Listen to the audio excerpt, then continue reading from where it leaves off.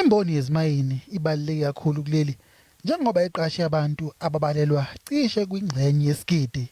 Sikhuluma nje abaqashi bebambisene nohulumeni nezinyana bamatasa bagqugquzela ukugonywa kwabasebenzi basezimayini. The mining sector is an absolutely key sector with the facilities to be able to vaccinate not only their own workforce, who are obviously very much at risk, but also the families, extended families of those workforces, as well as the communities within which they are located. Abaqashi bathi izinyunyana zineqhaza elibaluleke kakhulu ukugqugquzela abasebenzi ukuthi beze bazothola umgomo. Bayizinkulungwane eziyi-105 abasebenzi asebegonyiwe kusukela ngenyanga edlule.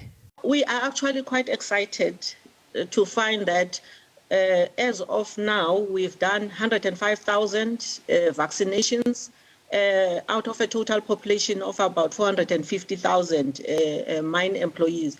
And we think it's even more significant because most of the companies, it took time for their sites to be up and running.